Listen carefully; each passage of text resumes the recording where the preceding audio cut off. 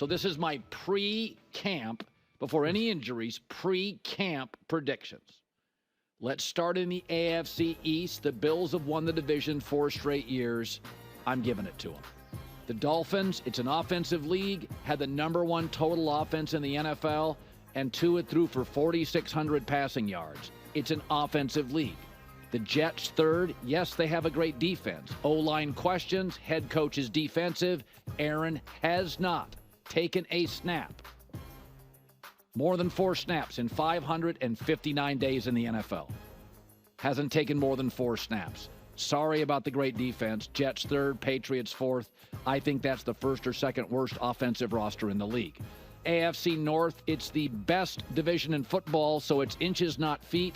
Listen, the Ravens, top 5 offense, top 5 defense, and the best special teams coach in the league. I have them winning the division. Zach Taylor and Joe Burrow have proven when Joe's healthy, they win.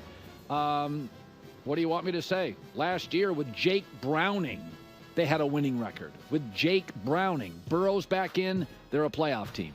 Steelers, they can't figure out their O-line or their offensive coordinator. I love their roster, frankly. I worry in an offensive league about getting it right on that side of the ball.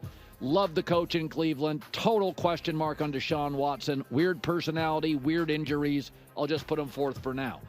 AFC West, Kansas City until further notice. They've won the division 8 straight times. Best coach in football, best quarterback. They get it.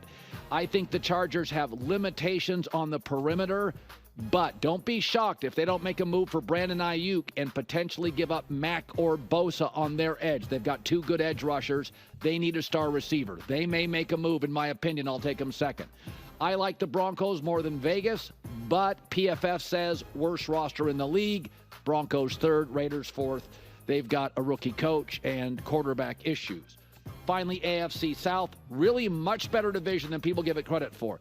I worried about the Texans pulling back, but they had another really strong draft and free agency period. Stephon Diggs, Joe Mixon, I'll take them to win. I think it's Trevor Lawrence's best roster yet. Jaguars finished second.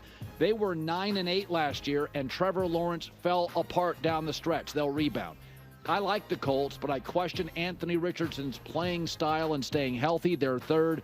And the Titans, I have questions at quarterback, and their offensive line's worse than Will Levis, so I'll take them fourth.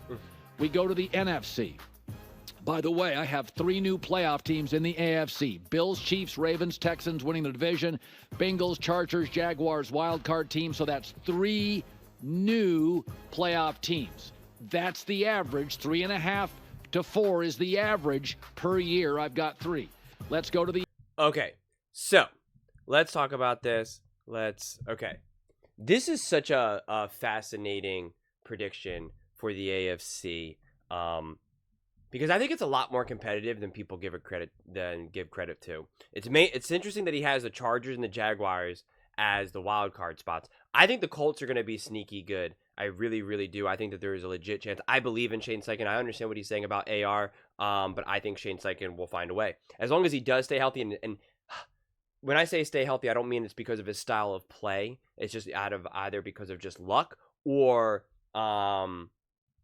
more luck than anything, right? Because I think Shane Steichen is going to come up, set up an identity and a game plan around keeping AR actually healthy and not just sacrificing his body every 5 seconds. Now, maybe that can't be, he can't be out coached that, because there are some people who are just reckless, and no matter what you do, you can't coach them out of that. That could be technically possible with him. We don't really know, obviously, but it's just hard for me to count out someone like Shane Steichen, because he talked about how the Bengals did pretty well with Jake Browning, and then look what the Colts were able to do with Gardner Minshew. So I just imagine that, and I believe in Shane Steichen way more. So I think that they'll definitely be fighting for it. I really think this season more than ever, it's going to be so just cutthroat, tooth and nail between the division winners, wild cards. It's just going to be every week. You're just not going to know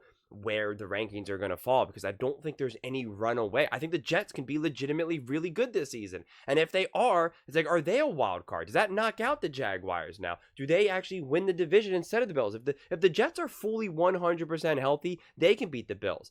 Or do the Bills make a move? And I know this is like pre moves, like what Colin said, but like, do the Bills make a move and go out and get like Ayuk or something? Like, I don't know, or maybe Devontae. Like, there's actually options. Or do they even need that? Right? Does Josh Allen finally have a legitimate OC where they can construct an actual run game and take some off of Josh Allen's plate and actually make it easier for him and win some games? Like, it's going to be fascinating to me. Do the Ravens take a step back? They lost their defensive coordinator. Was Derrick Henry the right move? It's all interesting to me. It really, really is. I definitely am confident in the Texans. And the Chiefs. I forget if I mentioned the Chiefs. I don't think I did. The Chiefs are obviously always going to be good. You do have Patrick Mahomes. You got Andy Reid. Unless Travis Kelce falls off a cliff and is just really actually, ages very poorly and it becomes kind of problematic, which is a possibility. We already see him kind of problematic on the bench and stuff like that. And does that fall apart, especially because there's so much pressure to try to get that 3-peat, and we're still going to have the Taylor Swift nonsense?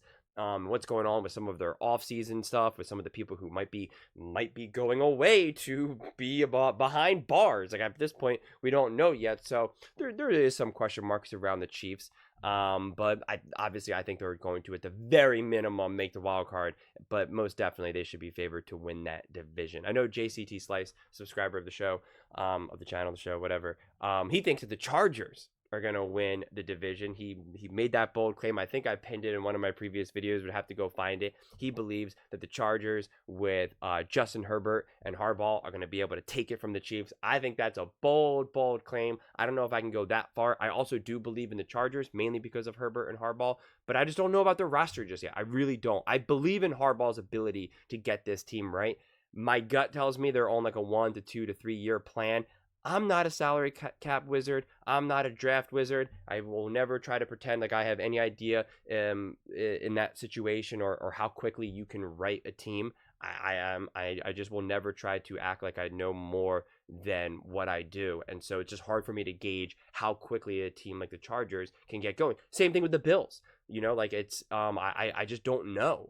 For me, I'm definitely more confident after seeing a few games, right? I've kind of been very consistent with that, which I know could maybe be less fun, but I need to watch like weeks 1, 2, 3, get everyone situated. Then I can watch the games. Then I'll evaluate where I think everyone stands. It's just these preseason predictions and stuff like that, I find very difficult, especially when there's like legitimate acquisitions that were taking place, roster rebuilds, whatever it may be. Some new faces that we haven't really been able to see what they can do within the NFL. But I don't think by any means this is a bad prediction necessarily. You can't see this and be like, this is ridiculous. Are you serious? Like, clearly the Browns are going to win the division. I know the Browns are really high on Watson, and you can make the argument like, look what the Browns were able to do, and they didn't have Watson. And if you can just recapture just 90% of who Watson was, why can't the Browns win? And then people are really high on the Steelers. They're like, Justin Fields is going to be a top 5 quarterback now that he's out of the Bears. And it's just interesting to me. That's why there's just some fascinating storylines. But I think you can't go wrong with the divisional winners because they are tried and true. And they've all been there before. I think this is going to be a big year for the Jaguars to see like what's going on with Lawrence. But yeah, no, I think this is a fun list. I'm gonna post the I'm gonna do it separate. I'm gonna make another video so this video doesn't be too long for the NFC. So if you're seeing this video posted, you can definitely click on my channel and see that the NFC was posted as well. I'm going to post these videos like at the exact same time. So whether you're watching the NFC video or the AFC video at this time, you'll be able to see them both. But yeah, no, definitely an interesting list nonetheless. But those are just my thoughts. I would absolutely love to hear yours. What do you guys all think about Colin's AFC playoff prediction? Let me know in the comments below. I read every single comment, so whether you agree with me or disagree with me, either way, let's get in some discussions, let's get in some fights, but ultimately, let's just have some fun. And please do consider subscribing. We are building an amazing community here, and I would absolutely love to see you part of it. I want to build something that we all genuinely feel connected to, something that we're really excited to be part of, and I think we're well on our way to doing it. And please don't forget to give this video a thumbs up, as it really does help with the visibility and the algorithm. Thank you so much, and see you next time.